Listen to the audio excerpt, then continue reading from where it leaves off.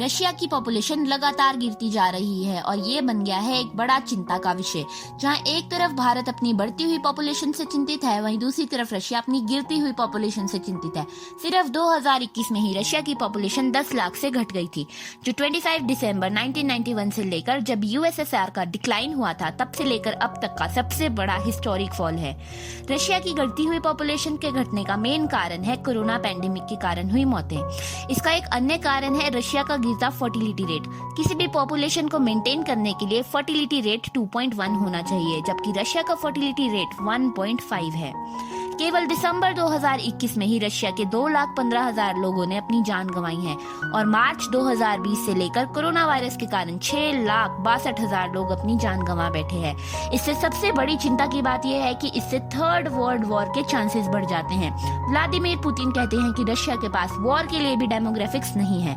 Putin अब चाहेंगे कि यूएसएसआर का पुनः निर्माण हो और इसके लिए यूक्रेन पर आक्रमण करने तक वो सीमित नहीं रहेंगे। व्लादिमीर पुतिन कहते हैं कि 14 करोड़ 60 लाख जो अभी फिलहाल रशिया की पॉपुलेशन है, रशिया के लिए पर्याप्त नहीं है, जिससे ये हिंट साफ मिलते हैं कि वो पॉपुलेशन बढ़ाने के लिए जरूर कोई ना कोई निर्णय लेंगे।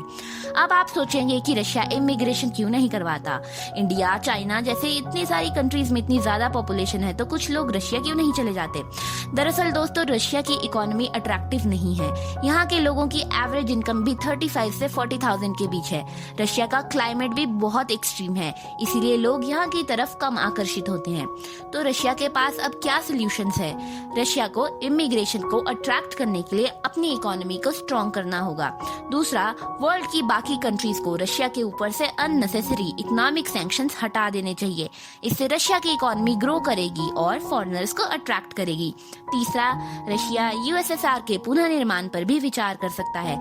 रशिया के आसपास के देश जैसे Ukraine, Georgia, Belarusia, Uzbekistan, Armenia, अजरबैकिस्तान, कजाकिस्तान, तुर्कमेनिस्तान आदि देशों की भाषा और कल्चर रशिया से बहुत मिलती जुलती है, और हो भी क्यों ना, ये सब पहले लगभग एक ही थे। तो ये कुछ कारण है जिससे रशिया अपनी गिरती हुई पॉपुलेशन को संभाल सकता है। दोस्तों, आपका इस पर क्या विचार है? अपने व्यूज कमेंट में जरूर बताइएगा।